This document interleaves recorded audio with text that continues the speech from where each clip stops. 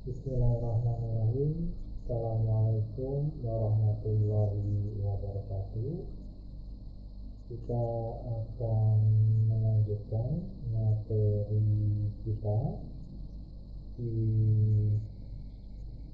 prinsip-prinsip manajemen dengan materi terkait dengan teori pemimpinan yang sifatnya teori sifat, kemudian teori perilaku maupun teori kontingensi.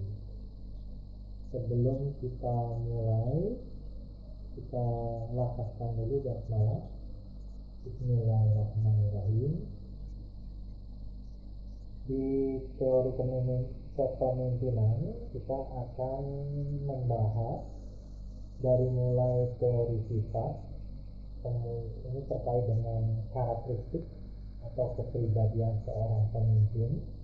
Kemudian yang kedua teori perilaku atau behavior teori, dan yang ketiga teori kontingensi atau teori situasional.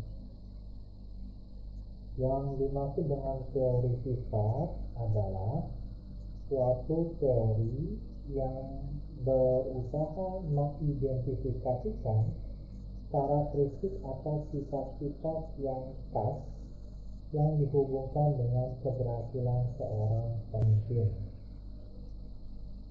Karakteristik yang dapat diperhatikan seperti kecerdasan atau intelijensia,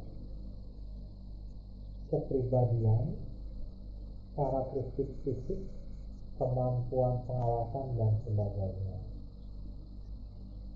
Intelijensia seorang pemimpin itu lebih cerdas dari pengikut. Namun, perbedaan intelijensia dapat menimbulkan masalah antara pemimpin dan pengikut. Kelebihan kecerdasan pemimpin atau kemampuan membuat pemimpin akan lebih efektif karena intelijensianya lebih tinggi dibandingkan dari yang dituntut. Kemudian seorang pemimpin itu harus mempunyai kepribadian yang sifatnya itu siaga ketika dibutuhkan oleh pengikut. Integritas pribadinya harus lebih baik dibandingkan pengikut. Percaya diri dan penuh inisiatif. Disely itu pernah juga menerbitkan buku di tahun 2004 dan mengemukakan pendapat bahwa terdapat hubungan yang positif antara tingkat pengawasan dengan tingkat hierarki. Kirkpatrick dan Locke menambahkan bahwa pemimpin tidak harus memiliki intelijensia yang tinggi menurut mereka akan tetapi harus memiliki hal-hal yang tepat atau karakter atau sifat untuk menjadi efektif. Adapun hal yang membedakan pemimpin dan bukan pemimpin adalah seorang pemimpin mempunyai ambisi dan energi yang cukup kuat, semangat yang cukup kuat, hasrat untuk memimpin, kejujuran, kepercayaan diri yang tinggi, sosialitas, pengetahuan, dan stabilitas emosi.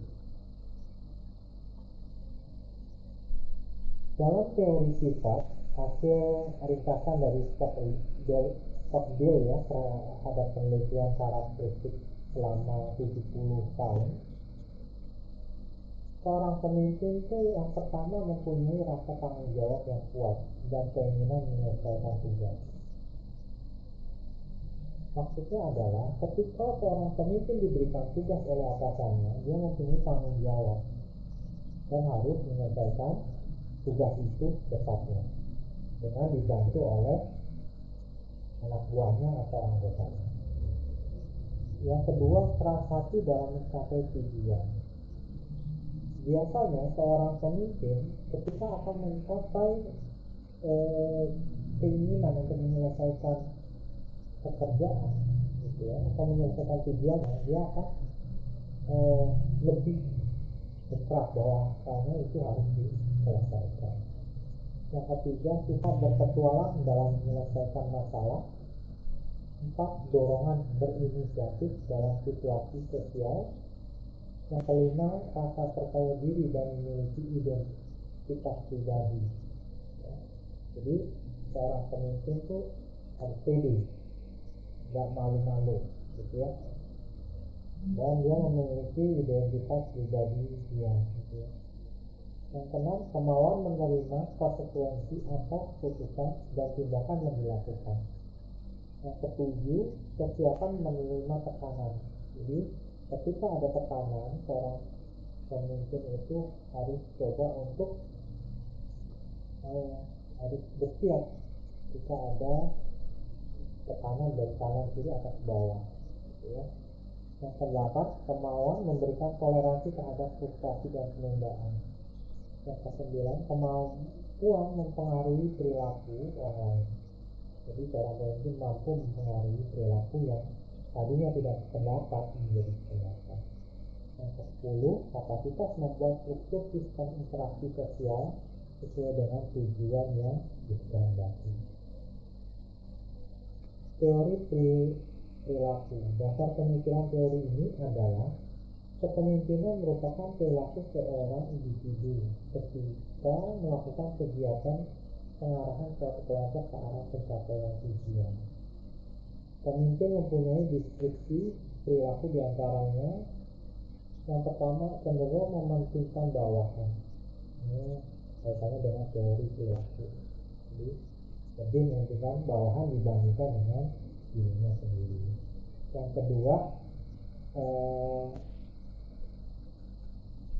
pada penekanan pada hubungan atasan bawahan, di sini lebih diorientasikan oleh seorang pemimpin ya, terutama kepada kesejahteraan, perhatian ya, pemuasan kebutuhan bawahan dan lain-lain. Itu teori perilaku ya, deskripsinya. Penekanan pada segi teknis pekerjaan mengutamakan penyelenggaraan dan penyelesaian tugas serta pencapaian tujuan. Ada sisi lain perilaku pemimpin menurut model leadership ya, yang pada dasarnya ada dua orientasi kepada pemimpin dan bawahan. Sedangkan pada model grafik kepemimpinan perilaku setiap pemimpin dapat diukur melalui dimensi, yaitu perhatiannya terhadap hasil tugas terhadap bawahan hubungan kerja. Kecenderungan perilaku pemimpin pada hakikatnya tidak dapat dilepaskan dari masalah fungsi dan gaya kepemimpinan. Ini menurut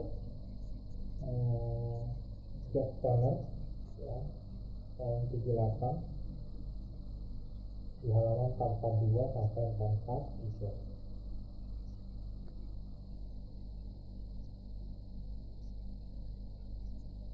Teori perilaku kepemimpinan adalah teori yang mengemukakan bahwa perilaku spesifik membedakan pemimpin dan bukan pemimpin.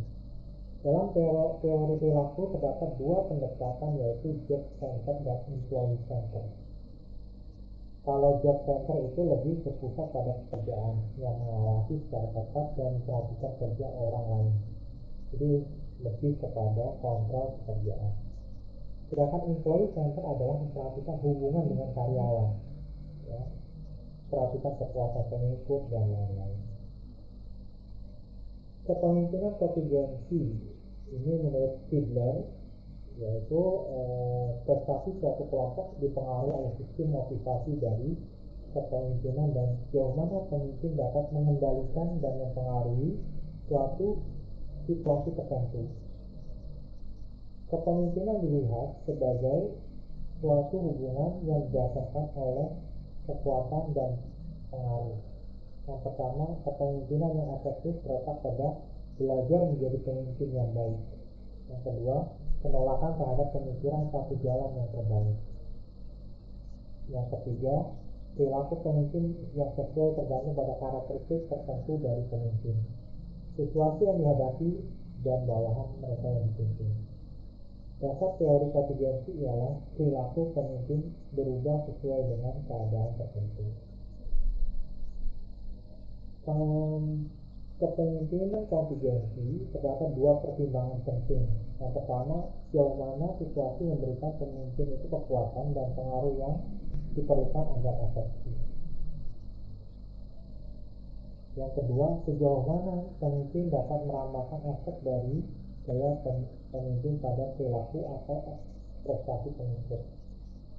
Efektivitas kepemimpinan menurut Hilbert tergantung pada interaksi antara gaya kepemimpinan dengan situasi yang mendukung. Sebagai berikut, misalnya struktur kebutuhan pemimpin, kendali situasi pemimpin, maupun interaksi antar struktur kepemimpinan dengan kendali situasi. Teori kepemimpinan situasional atau situational leadership theory. Teori ini dikembangkan oleh Hersey dan Blanchard. Teori ini berusaha memberikan pemahaman kepada pemimpin tentang kaitan antara gaya kepemimpinan yang efektif dengan tingkat kematangan para pengikutnya. Hersey dan Blanchard berpendapat bahwa bawahan merupakan faktor yang sangat penting dalam situasi kepemimpinan. Tingkat kematangan dari para bawahan menentukan gaya efektif dari pemimpin. Dengan demikian, konsep dari teori kepemimpinan situasional menekankan bahwa seorang pemimpin tidak menganalisa secara cermat tingkat kematangan anggota dalam melaksanakan tugasnya. Misalnya, anggota yang sudah termotivasi dirinya akan sangat sesuai bila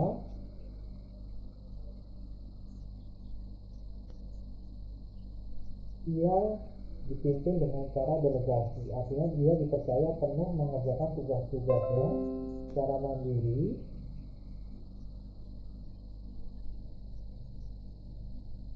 tanpa perlu adanya pengawasan melekat. Jadi hal ini pemimpinlah yang harus menyesuaikan diri dengan tuntutan situasi. Demikian pemaparan saya terkait dengan kepemimpinan teori, di antaranya kepemimpinan yang dengan teori sifat, teori perilaku, dan teori kontingensi. Kurang lebihnya mohon maaf.